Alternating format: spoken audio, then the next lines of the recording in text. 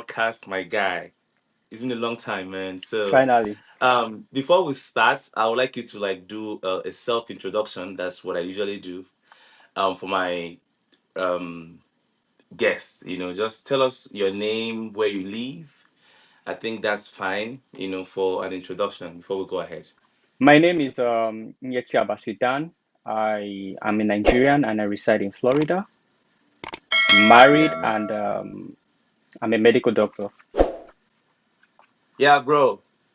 Nice to have you here, and I'm so happy that you were able to make our time to come for this podcast. I know that we planned this thing like since last year, but like there has not been a Is it perfect time since for last it. year? It was since last year, bro. Was it? Oh, was it early this year? Really? Really? Yeah, early this year. But okay, let me just say early Yeah, this I year. think early this year. Early this Yeah, year. early this year actually. Okay, early this year because I was hoping that it was last year. Early this year, but it's been long. It's almost like 4 5 months. Yeah, it's been a long time coming, Yeah. but finally we are here, and I'm so happy. And so for you today, I'll be discussing a very nice topic that I think is very important in our existence as men. So the topic Yeah. today says masculinity from boyhood to manhood, and of course, this topic is something that cuts across every area of life, right? As men, Yeah. you get to see different ways and manners that things play out as a man that you are growing up from childhood as a young adult and now as an adult. These different stages. It's something that I would like us to talk about, and of course, we're going to talking about it from both from the emotional aspect and the physical aspect. Being that you're a medical doctor, and I'm Yeah. sure you know how important this topic is. So, but first of all, I would like to like know about your personal experience growing up. What was it for you? Like, so because I know that usually they say, oh, how a man is supposed to be raised, how a man is supposed to act in the face of challenges, even as a young boy. There is already an expectation from parents, society, everyone around us. You know, if you cry as a boy growing up, they'll be like, you're a man. How can you be crying? These are the issues that we Yeah. And I just feel that it has made every one of us to have a kind of idea about how to behave. And it feels like every one of us has been shaped in that manner, right? So, what was it for you? All right. First of all, it all begins from the family, you know. Right. I was born into a family where we are five in number, four girls, and I happen to be the only guy. And Ah, not only the okay. only guy, I'm the middle child. So two girls before me Before and and after. two girls, yeah, after me. So growing up in such a family, one would think that I would try to act like ladies. My emotions will be different from what Wait, people yeah. assume or think. Mhm. Yeah, a man should be like.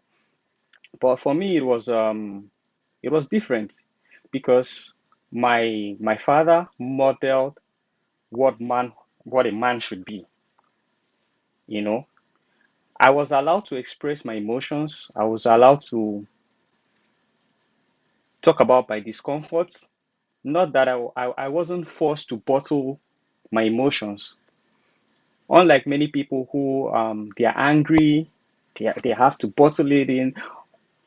When people say things like, "Oh, you're a man, don't cry," I really didn't hear it from my parents. I heard Mm. it outside. Maybe you go to play football with other guys and they kick you, and then you want to cry. Then everyone say, "Ah, you be man now. Why you won't cry?" I didn't hear that from my parents. I actually, I heard it from people outside. So what influences a boy child is beyond the family. It begins from Mm. the family, but it goes beyond that. It has to do with the people he plays with, his teachers in school, pastor in church, like, and the influence becomes stronger when the interaction is very frequent. Mm. Like for a boy child who is not fortunate enough to have a father at home, and then he happens to interact more with toxic men, that is going to become his idea of who a man should be. So Right. that model, he will begin to behave like that, begins he will start talking like the men he sees, he will start behaving, even doing the certain things like drinking and all of that. So for me it was really different because I had a father, and I have a father who modeled manhood the way it should be. Yeah, you've absolutely made a very important point, and then it speaks to the fact that um you had a proper upbringing, and then when you say you have um like a model, like your dad who modeled to you what manhood should be. Now, so it Yeah, means that we have what manhood should be and what manhood is. So now yeah. it brings us to the topic like at hand, saying from boyhood to adulthood. Boyhood. Someone who had a different experience from their dad or any other male figure around them would also say that this is how manhood should be. This is how men should behave. For instance, we have people that we term narcissists, right? Those that believe in a certain way, right, of how men should behave towards other people, especially women. So such people would definitely have a different opinion from what you've said. Sometimes, if someone is good, feels good when they look down on other people, look down on women, especially or kids, try to impute their own idea and subjugate others.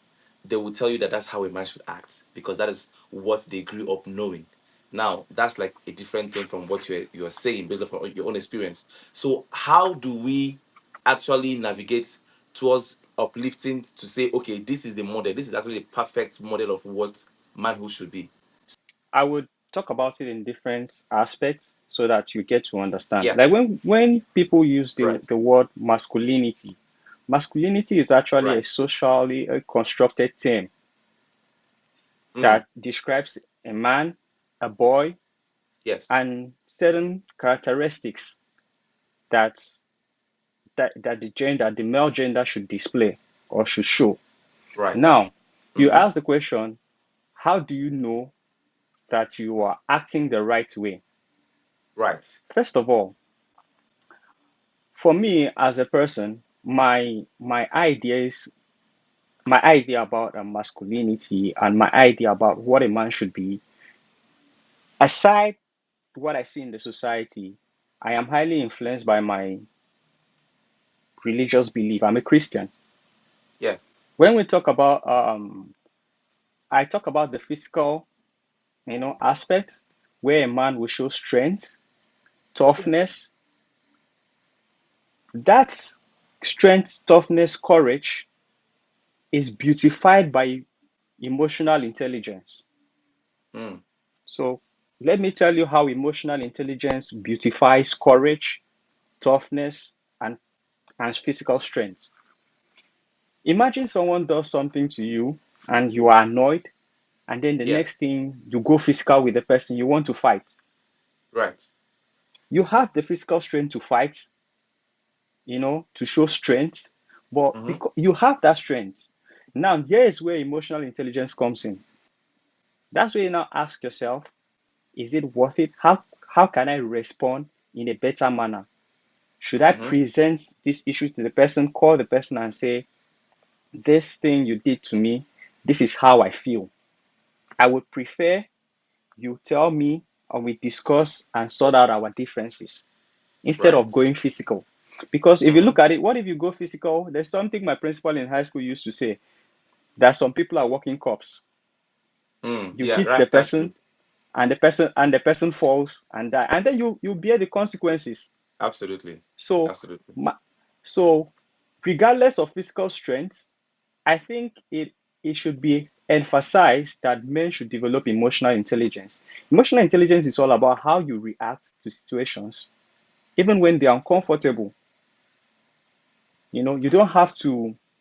go physical to prove yourself that you're a man and all of that. Also, like I said, my my values are derived from my Christian belief. Yes. If you look at it, when we talk about the fruit of the spirit, love, patience, kindness, Right. and all of that, you know, for a very long time, masculinity has been masked as aside toughness, courage, also ability to womanize, you know, Right. being able Right. to attract the opposite gender and all of that. And then you see our young boys place their esteem and their value on their ability to attract the opposite gender.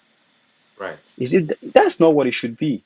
So it Mm-hmm. should actually be living a life of value, a life of principles, where you are comfortable being yourself, that you do not need wrong external validation to feel like a man.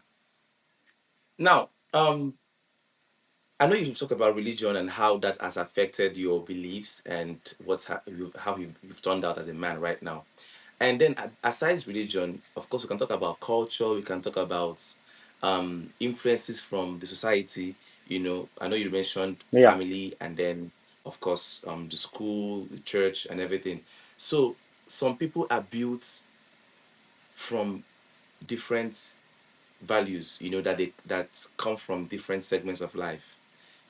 Talk about someone that is if you're a Christian and you grew up in a Christian home, you go to school, you meet people that are of different background, that you pick some values from there. You go to church, you go to other places. Culture is another very strong influence on how we turn out as a people. So some of the people that have different values stem from different areas. So maybe I would say that it doesn't really stem from one particular area of a man of life. There are different things that come at people, where you pick from, and sometimes you don't even know where you pick those things from. But as you grow, you discover that you are being formed without your knowledge, unless you meet a certain circumstance that will reveal that part of you. I get you. And you remember I mentioned that outside the family, who a boy child comes in contact with Right. shapes a lot of things about him, his mindset. Yes. So you talked about the aspect of culture. That is right. You are absolutely right. Culture is very powerful because it makes you see things as absolutely right and absolutely wrong. It sometimes pushes people to the extreme. Yeah. You know, you and I, we are Nigerians, right? And Mm-hmm. if you look at our background, you will realize that there are so many things that we have grown up to consider abnormal. But Right. things like that are things that, till date, I wouldn't want to list them, except maybe as I go further, I will mention those things. We, you begin to ask questions like, how is this thing normal in our society? Like Right. Chimamanda will say, culture can be changed. If it's not working, especially as we've grown and people have been exposed to what how things should be, you realize that we can remodel, or we can rewrite culture to suit who we are now.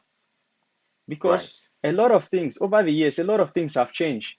Before, women couldn't really walk, but now they are walking. So, what the home should be can as well change. But one thing has to remain constant: respect for one another. Right. That was just a little diverting to explain something. But back Yeah. to what you're saying, we are influenced by so many things. But like I said, I derive my personal values apart from my home. Like that's my father, the influence my dad had on me. My core values are derived from scriptures. My core values are derived from scriptures. So now, um, just to put this out, When a boy child is born, the first male figure that has the greatest opportunity to model and build a great man is his father. He's going to observe how his father acts. He's going to observe how his father responds to situations.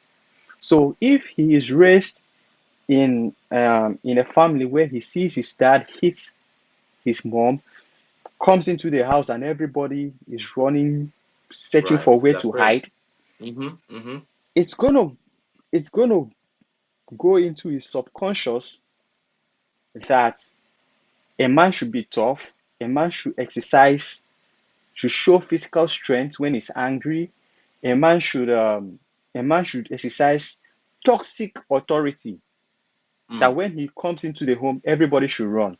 But also, if he's born into a family where his dad, he has never seen his dad hit his mom, when the dad comes home, people like his siblings come around and they gather and discuss with his dad. And even when they disagree over issues, they sit down as a family, iron out the issue, and the father shows leadership by showing, not only telling them what to do, he shows them how to do it. That is also, he's also taking that in, and in years to come, he's most likely going to become that man. However, there is an aspect where a male child is properly raised, but he's exposed to the world. And when he's exposed to the world, Mm. from friends, he'll begin to pick up abnormal behaviors. So, as a father, one of the things you should know, and you should do is to make sure that you make yourself a lifetime model for your son, a lifetime Right. model, so Right. that even when he turns 40 and you are no more, he will recall how his dad lived and acted in different situations. So, and another aspect is that male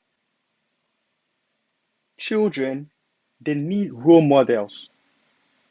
There are people who, after they left the home, the father is no more present, maybe dead, and because they lack role models, they lack mentors, they start acting in a different way, which they shouldn't.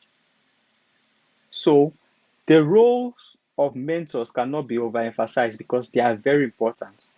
Yeah. They are, that is why I believe that every man should have someone who is able to call them to order. Call them to order. You should have lifetime role models, mentors that they can speak to you and you will listen and you believe that they have characters, values that you want to take Inculcates up, those values. Yeah. yeah, And or yeah, inculcate, imbibe yeah, those values. Yeah. from them, yeah. Yeah. So You've made if a I very am, important point. You've made a very, very important point because just a few days ago, I was just thinking aloud, just to myself, and I was saying that there's a reason that God made it possible for there to be a man and a woman in a home.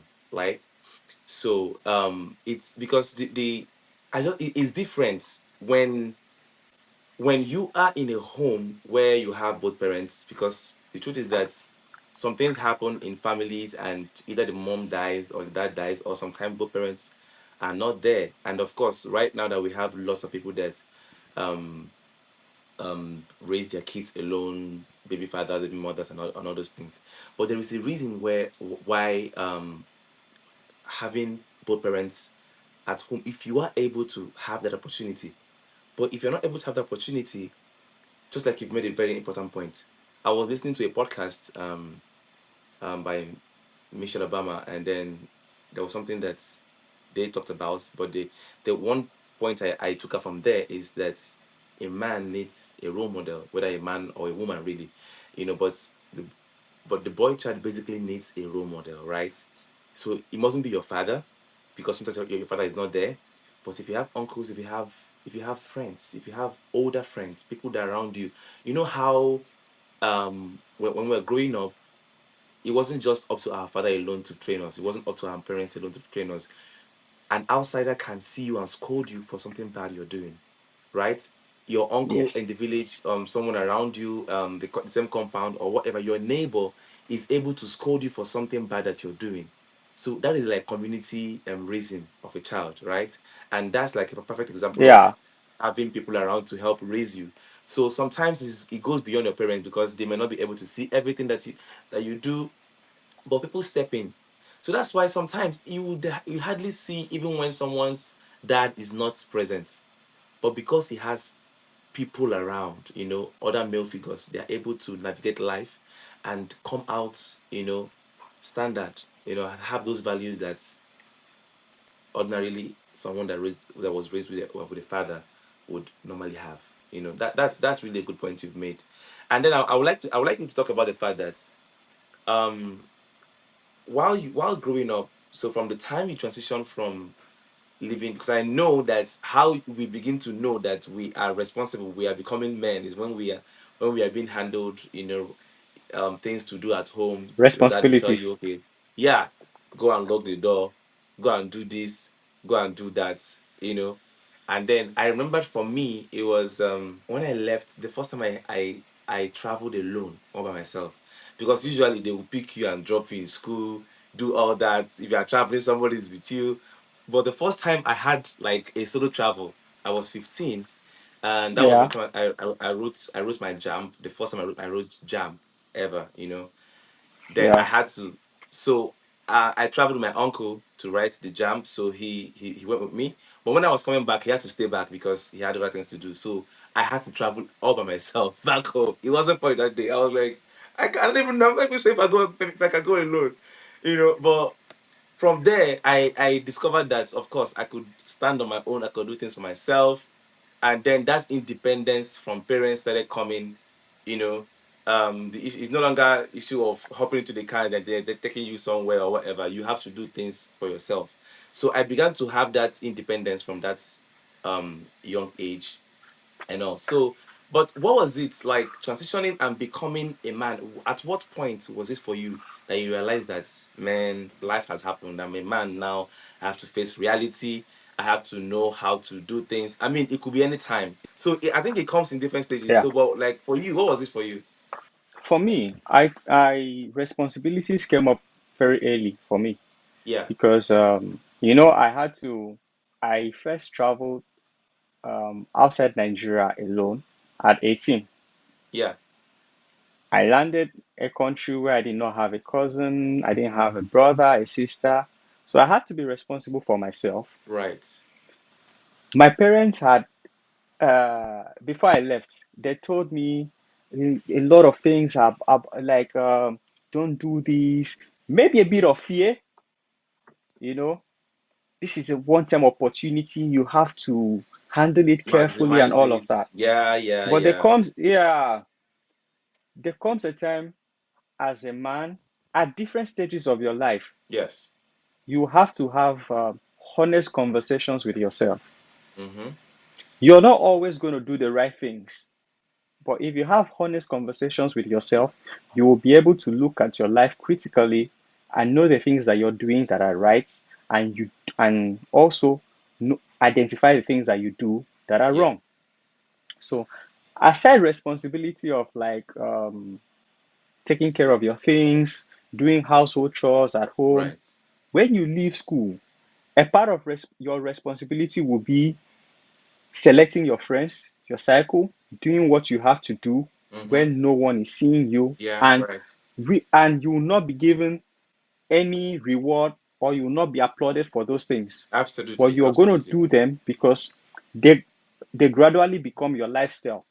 Responsibility is one of the things that brings out the man in you, and you're going to do most of those things without being applauded for doing them. So you have to keep that at the back of your mind. So, like I said, for me, started quite early. In Nigeria, I was already working, paying bills, and all of that before I left for school. And when I traveled to a country where I didn't have any sibling, I had a conversation with myself. I told myself, I am in this place. In the next 6 years, I'm expected to finish medical school. Right. If I mess up 5 years from now, where am I going to be? So that I was one conversation I had with myself. And because of that conversation, I was able to select my friends. The number two aspect of it was that I had to look at areas of my life I wasn't doing well, and I identified them. I also identified behaviors that I do not think should be a part of me. I'm not saying that I am perfect right now, but I am in each stage of my life, I become better Mm-hmm. because I have honest conversations with myself. And I also read books. Books help a lot. You have to read books on that kind of help to shape your idea Right. on what a man should be. Listen to great speakers. There was a time as far back as my high school, I loved listening to Obama when he's speaking because I Yeah. knew at some point I struggled with, Yeah. yeah, public speaking. Though I'm just bringing that in to tell you the influence that reading books or listening to mentors can have on a person. Yes. Can have So on you. Yes. Yes. also, if people should, Yeah. you're going to get into relationship and build friendship with people, you should realize that others are most likely going to assess you better than you assess yourself. Absolutely. So when another person tells you this is a behavior that I have noticed and I don't think is right, you should actually sit down, have a conversation with yourself, and tell yourself this behavior that this person has complained about, how can I work on it? And also, men should be open to therapy. Mm. Therapy will help you heal from certain traumas that you experience as a kid and help you drop certain behaviors that are not right and should not follow you into your future or even be a part of you in your present. So therapy is something that is important, like you said. I know I've had to discuss this topic with somebody in my previous episodes, where we talked about the importance of seeking therapy. But then because it's not part of what we know as it were, it's not culturally right. People, I mean, therapy. Maybe I would say because the name therapy and then the setting. I mean, I feel that every man has someone they talk to. I feel that everyone would have a friend that they confide in. So the idea of seeking therapy is more formal, and I think that in one way or the other, we as individuals we have therapy sessions. Not just with the formal person, not just with the person that has gone to school to become a therapist, but with a friend or with your mother, with your father, with an uncle, a mentor. With yourself. Sometimes you just talk to yourself and seek therapy. Well, you you you know Yeah, you you know what I would say? yeah. Go ahead. When you are right, but if I'm to add anything to that, what I would say is that being able to open up, I think one of the weaknesses a lot of men have is they fear that opening up to others is showing others their soft spots, or they are afraid of what the person will use that information to do. Yeah. That's why they would rather keep it than talk about their problems, try to seek solutions. One of the things therapy does is that the person that I recommend that men go to talk to professional therapists Yes. because they are going to ensure that you earn their trust Mm-hmm. and you will be able to talk. They are going to see aspects of because they are trained. They are trained to identify traumas. They are trained to identify abnormal behaviors. Right. So when you take them through your life story, they will be able to identify those things that your friend would normally say, "Oh, that thing now it don't happen to all of us now." But a therapist will identify and say, "This thing, it's abnormal." There Yes. are men who struggle with accountability, and if you break it down, you remove the mask, you will realize that the reason they struggle with accountability is because they were never taught how to accept responsibility for their action. And after accepting responsibility for their action, apologize to whoever needs to be apologized to, and then make amends. They see the process of apologizing as being weak. So a therapist will identify that and help you walk through that aspect. Another aspect is a therapist will help you identify an aspect of your life where you seek wrong validation. Mm, Do you know that there are men that if they don't talk to women, or if they enter a place and no woman notices them, they're going to feel bad mm, because all their life they have been raised to seek external validation. They have never had a conversation with themselves where they tell themselves, I am good enough. I don't need anyone to tell me. That doesn't mean that they won't do well with compliments or that compliments are not good. They are okay. But when you live for validation, when you do not get it, it will become a yes, problem. And sometimes they will go the extreme to make sure they earn that validation. absolutely. So a therapist will be able to pick these these problems in the story you tell the or in the conversation you have with the therapist, Yeah, and that's something that your friends might not be able to pick. that's so true. That's so true. You know, it's important because when you talked about the issue of accountability as an example that you gave, why people behave the way they behave, it reminds me of what I was listening to some time ago, and the person was trying to explain that every human behavior can be traced down to something small. You know, there is all this everything that we have become started from a little thing that was built up over time, and it became so the giant thing that has to do with accountability, the giant ego, the giant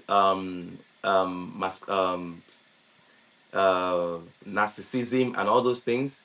If you break down those things, you realize that they used to be little things, little foxes, if I would say, that built up over time and became these giants that we see today. And that is true. And it goes right Let, back to the issue of influence and the issue of how we were raised, the values that we picked up while being raised. Those things are the things that contributed to the big giant that we see in different attitudes today. So while have you ever like felt any kind of pressure, you know, in terms of trying to prove yourself? So maybe before you became self-aware of the fact that you are a man and you are now responsible, and has there been times in your life where you felt that pressure? Sometimes those pressures come from friends, sometimes itself, just like you've been saying. But have you ever felt pressure of trying to prove yourself to somebody, or trying to prove yourself in a circumstance to say, okay, this is what it should be. I'm a man and this is how I'm supposed to act. Even though that deep down your heart, you know that this you're just doing this just to save face. You know how we do something because people are there, how we try to behave in a certain way so that we can be grouped in with others, you yeah, know.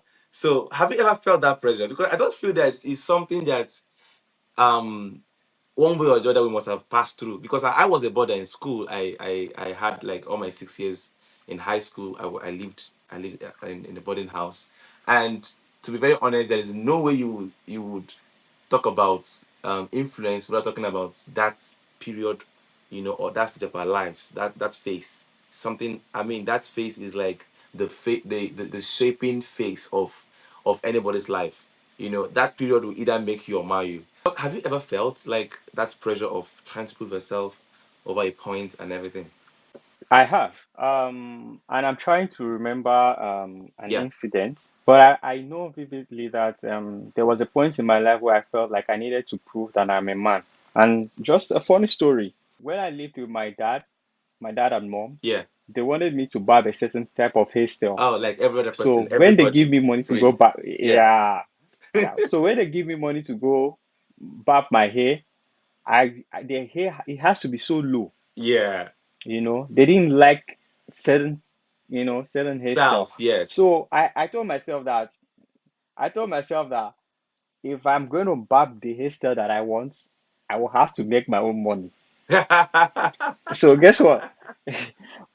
I had to start searching for a job at 16. Just because of the I was points. I was very, yeah. Okay. I was very good in mathematics, mathematics, physics, science is a five science subject. Right.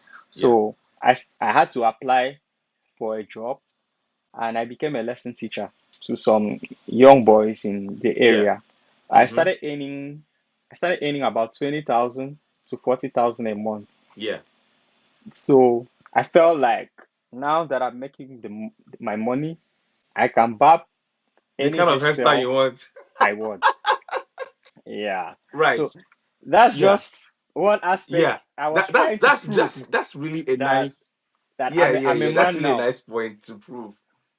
So, but then, did you ever think that that behavior, because to me it seems like it's a double-edged sword, right? Do you think now it gave you a sense of responsibility of trying to look for a job, right? And then fulfilling your desire of having to do what you Yeah. want. So now maybe that desire of doing what you want is um having this certain kind of hairstyle that your parents feel that is not a responsible kind of look. But now you want that look to satisfy yourself, right? But then it pushed you to doing something reasonable. Yeah. That's the double edged sword, right? I'll see it as one, my parents were trying to protect me. Hmm. Because if you look at it, there was a time in Nigeria where if you come out with certain hairstyle, Right. or you keep your beard to a certain length, Yes. you will be harassed by SARS. Yes. Yes. So my parents were trying to protect me. I think if maybe I understood what they were trying to do better, like Right. I understand now, I probably would not get the job to barb the hairstyle Hmm. that I want, but I'll probably get it to maybe do other Yes. productive things, you know. So that was just one aspect that I felt like I had to prove myself. I was 16, but still, my dad still ensured that in most whether you brought it's your money or my money, As long as you're under you're his still going to roof, barb the right hairstyle. So yeah, as long as I was home, I had to. And he was actually trying to protect me. And now you begin to realize. I recognize that Yes. because I didn't, you know, and I also think probably if I was in Nigeria, as at that time with the way my hairstyle was, I probably would have been harassed by SARS. So now when we realize that this is what he wanted, Yeah, I mean, but then as we grew older, it didn't stop. So even when I was in university, I remember not so I was so it became so because of my profession. I of course back in Nigeria I didn't want to yeah, I mean you have to you have to have a certain kind of haircut like nice low cut and all that stuff. So and then with the whole yeah, influence of parenting, because we already know that having a low cut is just the is that's the rule in the house. Now when I started getting my beards, yeah. I left my beard for a while. But when I And came back, that's another problem. so now my dad would always show his displeasure. Now, not in a forceful way, but he would say it in a way that you would know that he's not pleased with you leaving your beard. So he will just make jokes like, "I'm going to put fire on Yeah. this thing, so it will burn." So that kind of all those kind of thing. So you see, these are the things that yeah, I started growing beards in my SS3. especially okay, So I remember one time I went with it to school. Yeah, and one of my teachers was like, "Your father doesn't keep his beard. Why are you keeping it?" You know. But that's the boyhood need to feel right, like a man. right, yeah. You know. I understand our parents because um what they look at you and see, the things that society have really um presented as irresponsibility. So if there was no issue with how people keep if people could keep dreads, if people could keep afro, because I mean, what do you mean? Back in the days, I saw my dad's picture when he was young. He kept afro all through. right? So just because of the fact that, because I understand, Yeah, yeah, I understand same that, here. because things change so much, and those rules, those values change so much so that they began to see those things as irresponsibility, just because of the way Yeah. society has presented things, and those values have been eroded. So when you see someone who has tattoos, who keeps afro, who keeps dreads, it's You might think is a he's problem. Yes, irresponsible. you. The first thing is that the person is irresponsible. In fact, let me tell you something. These days, my dad calls me on phone, and then he just wants to make video call by all means, and then he sees my hair, and the first thing he will say is, now he has made that comment like over and over, even as I'm this age right now. You know, he will say some things, and I'll be My like, parents got this tired. my rest now. My parents Like, got ti- you know, so my parents got tired of telling me to cut my beard. They got tired because I was not going to so cut it. I just feel that if things were different in our society, I if was things like, were nah. different, like if there were no profiling, I would say, of people that dressed a certain way, I think things would have been different. Things would have been different, really.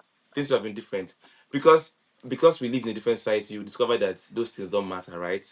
People that have these things, it doesn't mean that they're not good people. It doesn't mean that they're not responsible. In fact, have we not seen people that look responsible but are irresponsible, really, in their dealings? So it goes beyond looks, even though Man. looks are important. But just like you said, societal Yeah. engineering, social engineering. You talked about the fact that culture can change according to what Chimamanda said, and it's true. Just like I'm a lawyer, like I understand that some of these laws that we read, and those were made like many decades ago, right? So, Outdated. but we try to amend those laws to fit our present realities. Why is it that our culture has refused to? Because it feels that culture is so strong that people that have made these laws, and these are unwritten rules, most of these rules are unwritten, and yet we are dying under those cultures and traditions, and then it feels like they would never change. And then you discover that even with the coming of the exposure technology and everything, you will see that there are people that are also handed that have been handed those cultures from the old generation to the new generation. So people are really holding those things strong and not trying to change any of those things. It's crazy. It's crazy. How do we even help ourselves at this point? Um, you know, when if culture should change, a lot of people will be stripped off of whatever makes them feel good Hmm. and makes them feel authoritative Absolutely, I agree and with makes you. them feel I agree powerful. with you. Oh, okay, let me just make a joke.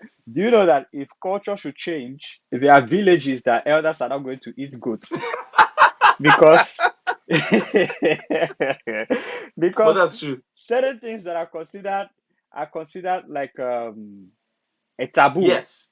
are things that can actually be done in today's society, Right. and they're actually not problems that affect nobody. At all.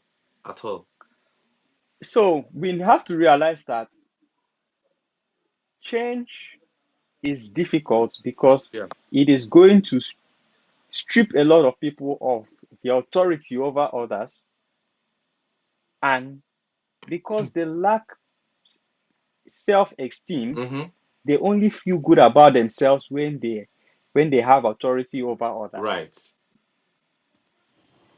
So that is one of the major problems we have.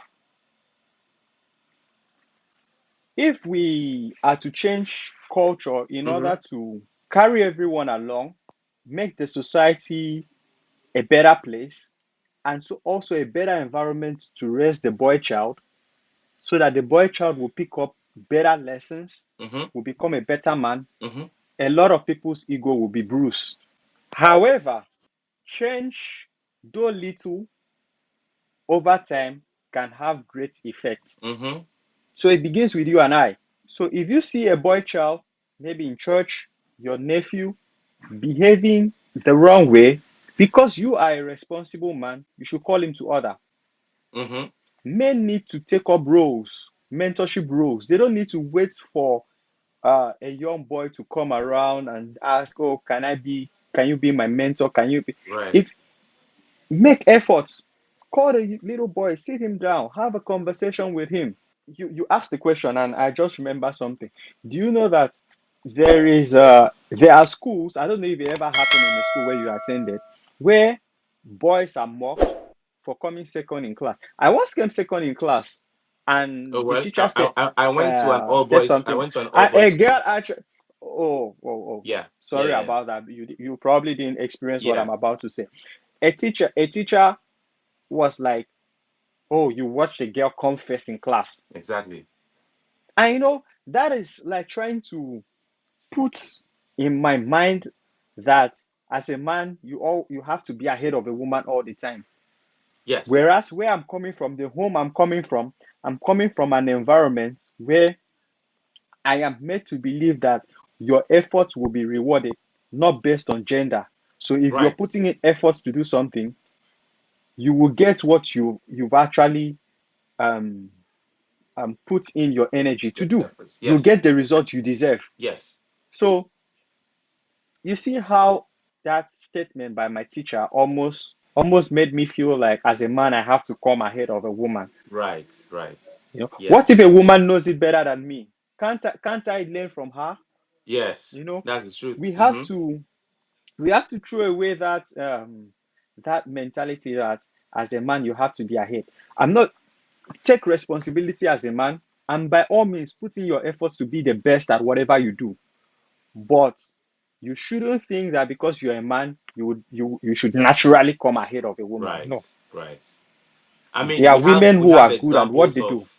of those things right now, because that, I mean, that theory can no longer be substantiated really, because there are so many examples out there right now. So There yeah, are a lot of a women that are lot. so amazing at what they do. Yes. So if you think as a man, because you are a man, that you deserve that position naturally, then there's a problem. That's the Because problem. That's true. there are many women who are ready to work as hard as men to get to the number one position, and they deserve it. If a Yeah. woman should work as hard as a man and get a position, give it to her. Right. Let's raise the boys to know that they have to rise up to To responsibility. They responsibility. have to Yes. put in efforts to get whatever they think they deserve. They Yes. shouldn't sit back and think that, oh, because I'm a boy, it should naturally come to me. It's no longer like that. And we live in a world of technology. Yeah. Everybody, Everybody. Right. technology doesn't care about your gender. It Absolutely. gives us opportunities. That's true. That's true. It's very interesting how this conversation has really gone, and I'm glad, and I really hope that people will be able to understand and listen to this properly and understand the fact that now that we are grown up as men, now that we are men, now that we passed through this phases of our lives and have become men. Now we know better, and then we are able to train our own boys better, right? So now we have this responsibility in our hands to also teach the upcoming boys, our own children, the children around us, the people that we are growing up to see as mentees. We try to inculcate in them these values to be able to change the mindset that we've had. Because to be very honest, change is constant, and what we do is to keep learning and unlearning the things that we think are not good for us, and learning more of the things that will add value to our lives. So you as a man, what is like the most unmanly thing that you do? Like, what usually women would do, like, relax, and let's say for instance, do you go to the spa? Do you have what is it that what is that unmanly thing? Because some in fact, these days men now they do a lot. So they do pedicure, manicure, they do a lot of things now to say I Ah, want to live a soft life. I didn't come to suffer. So, but what's that thing that you do? What is that unmanly thing? Well, I said unmanly in quotes, not because it's not good to be done, but yeah, mm, anything most people attribute or think the opposite gender should do are things that I do, like maybe cook, clean. Those are things that for the most part of my adulthood, I lived yeah. alone, I mean, and those have so become so normal. I get to Mm-hmm. do those things Mm-hmm. naturally. Mm-hmm. So normal, Those have become so so normal. normal to the point that I remember one day one day I finished cooking and I was saving myself. My mother-in-law was around and she was like, she called my wife and said, "Go and save your husband." And my wife was like, "Babe, they said I should save you." I'm like, "It's just dishing food and it's no big deal." A lot of things I just consider them normal Yeah. and no big deal. But like your question, back to your question, the most unmanly thing that I do. I can't So possibly think of okay, any, because okay, you don't go to the spa or honestly. something because that's I'm open. I think I have. I well, have actually. I well think for I have. for you, I it may have. not. So for some people, it doesn't. It's not like it's unmanly. Some people actually like I don't have think spa dates. Like like this next month, I'm gonna have you like do monthly. you know I go on spa dates. So some for some people, it's not unmanly at all. It's like a way of life. So nah no it's the same way a lot of people think that therapy is bro, unmanly. you just nailed it. That's the Bro, truth. They'll be like, men don't go for therapy. uh, therapy, yeah, that's another thing I have done. Yeah, Therapy. actually, yes. I have done therapy once Yeah. alone in my life, but How did you feel? How was the experience? I honestly, like at first I was like, the first time I had that section, asked myself, what am I even doing here? Like, am I sure this is what I want? I, I'm like, okay, You what know, is this I question don't these people are consider it, asking me? I don't consider therapy unmanly Yeah. because No, I that's a I survival this think thing I, someone should have. Yeah. yeah, it's something that helps you heal, Yes. teaches you how to inculcate normal behavior and do away with abnormal behaviors. Absolutely. So anything that will help me become a better person, why should I attribute it? That means we should let women heal. We should watch women Do you become better understand? And then while we'll we just hold on become to what men, to and be behaviors that are suffering. Do you destroying us understand? because we are men. No, no, no, no. That's so true, man. My fear when it had to do with therapy was because I struggled with letting people know the things I struggle with. Because I used to You're feel like, dealing why am with, I yeah, opening up to yeah, someone? Is the person going to use this information against me? How is right. the person going to No, see I me? mean, So yeah, if I had to open up to someone, I knew I had to open up to a professional. And yes, yeah, I made it clear that, Omo, see, this thing no easy for me to open up, give you, because you have to be vulnerable. Like you have to be so vulnerable to open up. And mm-hmm, from being able to open up to a therapist, it helped me, and gradually I started having confidence, people yeah, I can talk to, mm-hmm, about certain struggles that I have. And because of that, I now felt like, oh, that means I can trust someone, yeah, you know, I can trust someone.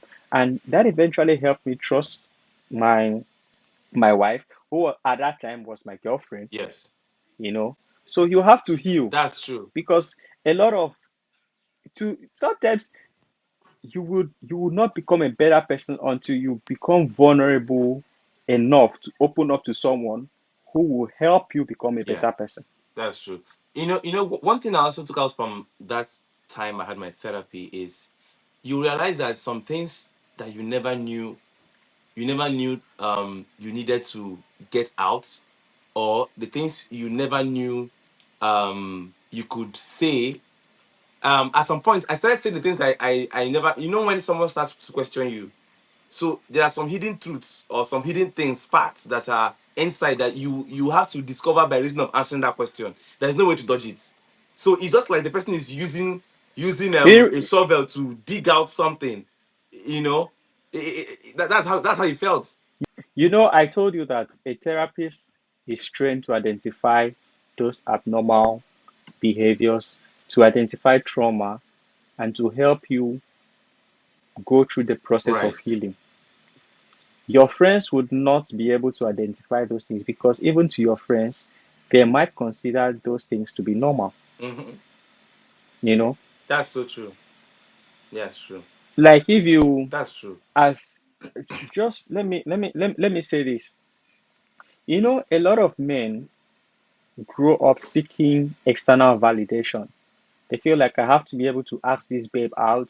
I have to be able to do this. I have to. If you look, if you take them through a journey into their past, you realize that they grew up in a household where they were not commended for the things they did. They did, yeah, they achieved, yeah. So they never felt good about themselves. Or sometimes they no one actually showed them love, Mm-hmm. or their mom never told them, "Oh, you look good today. Your dressing is so perfect. You look amazing." Those little things. And That's then true. you see a boy child who is growing and is looking so good, and he's so good looking. You hear some people telling, "Oh, when this boy grow up, he go they check woman well, well." He's speaking those words, It and sticks. he's looking forward to Yeah, growing yeah, up yeah, yeah. Yes. to become That thing. to become a man who will be admired by a lot of Right. women. That's so true, man. That is it. And then eventually, let's say he grows up and Getting he's those not advances. getting Yes. the Mm-hmm. compliments, or being a lot of women are not showing interest Mm-hmm. in him. He's gonna Yeah, feel that's bad. true. So so the boy child has to be raised to feel good about himself, to know that I am good enough. I don't need to I don't need the external validation. I Right. don't need to chase women. I don't need to womanize. I don't need to flirt with a lot of women to feel manly. Mm-hmm. It has to be he should be raised to know that I am good. I am okay. I will eventually meet the one who is good enough for me, who will Yeah. compliment me, who will fit into my life. And when I find that person, I will know that this person is good enough for me. This person is mine, and I am for the person. Yeah. The boy child will not go around, even when he's with one woman, he's still seeking validation. He's still running around. See, I was having a conversation with one of my friends recently. I was like, the cheating that a lot of men do, as bad as cheating is seeking external Yeah. validation. Yeah. They just want to know that I have the game. I have things. I think I had this discussion with you some time ago. The pillars that hold the ego of a lot of men: Mm-hmm. money, Mm-hmm. their looks, um, Right. power, and so intelligence. And so sometimes when they have these four things, they feel like they should naturally be able to Yeah. attract women. And then if the women do not come, if the women don't come around, they begin to feel bad. Or maybe they don't come to the extent that they desire. They begin to feel bad. But imagine a man has these things: power, money, intelligence, and good looks, and then he's comfortable. He he he validates himself. He wouldn't go around looking for external True. validation. Who to be able to spend his money on to make him feel good about Yeah. himself. Man, that's true, man. Let's hope that this conversation today would have an impact on people that would watch it, in terms of trying to teach people what value we should adopt as grown-ups, and then what values we should also try to imbibe in our own younger people coming forward. So I really appreciate you for having time to come today. Thank you so much for Yeah. your insights. Thank you for your professional advice, because, of course, from your medical standpoint, you were able to deal with some of these things. And I appreciate your time, bro.